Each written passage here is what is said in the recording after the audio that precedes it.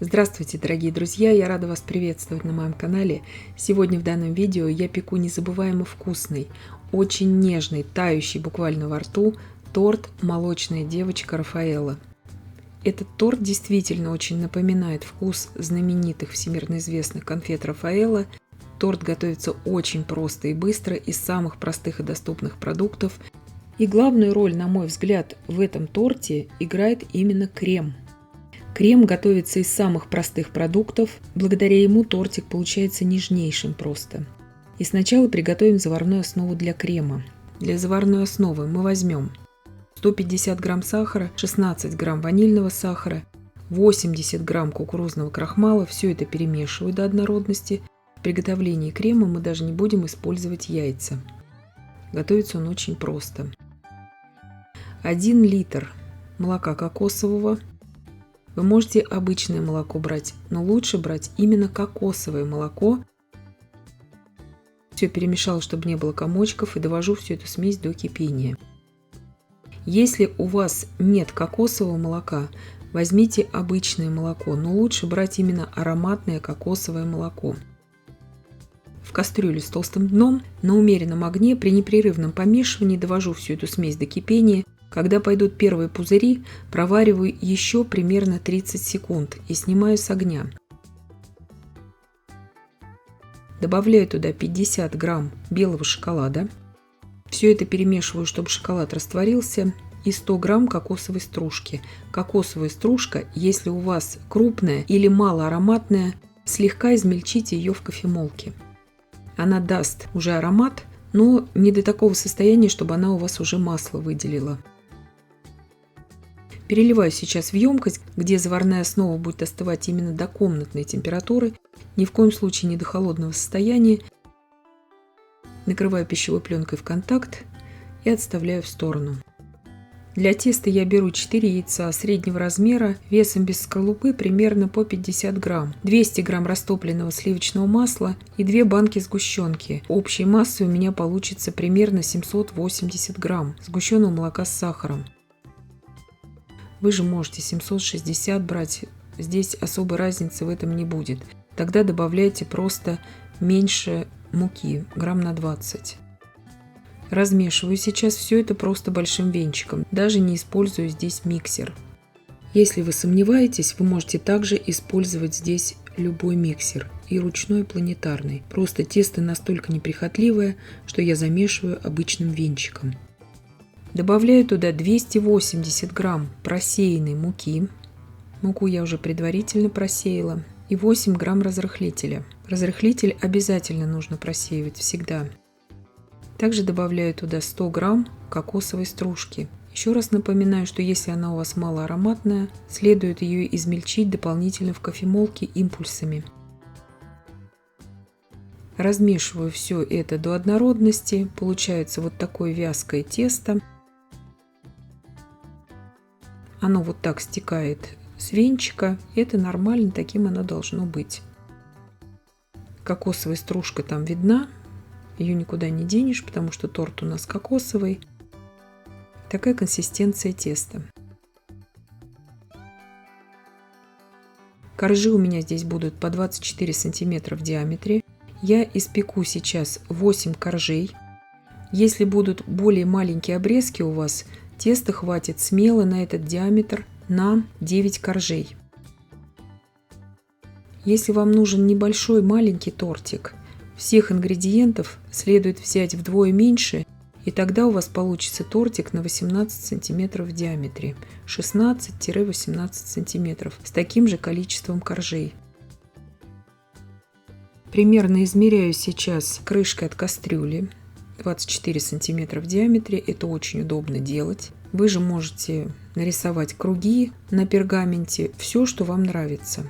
Пока печется один корж, я уже наношу другой корж. 200 градусов Цельсия на режиме вверх-вниз без конвекции в заранее разогретой духовке выпекаем примерно 7-8 минут. Все будет зависеть от вашей духовки до золотистого цвета. Дольше их выпекать не нужно, коржи будут мягкие, когда мы их достаем из духовки. Так и должно быть. Процесс происходит очень быстро. Вот так выглядит уже готовый корж. Может быть 6 минут понадобится это в вашей духовке. Все зависит от индивидуальной духовки каждого. Вырубаю сразу же, ничего здесь ждать нельзя, еще в горячем виде.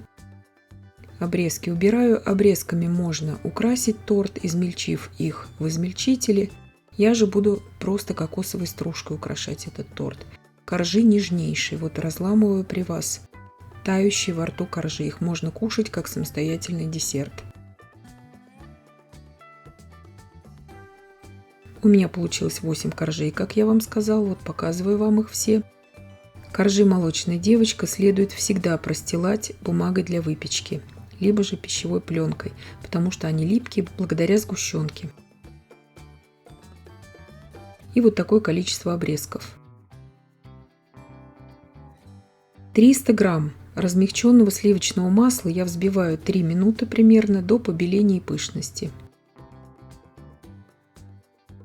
Заварная основа остыла у меня до комнатной температуры, ни в коем случае не до холодного состояния.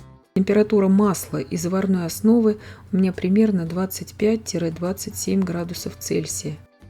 По 2 столовые ложки заварной основы добавляю к маслу и прорабатываю недолго миксером. И так я проделываю со всей заварной основой сейчас.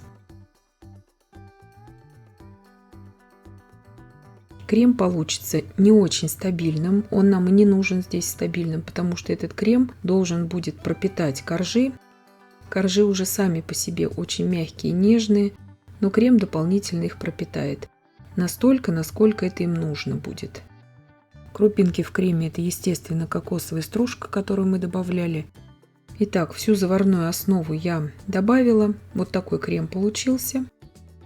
В состоянии такой сметаны. То есть более стабильным он здесь не должен быть.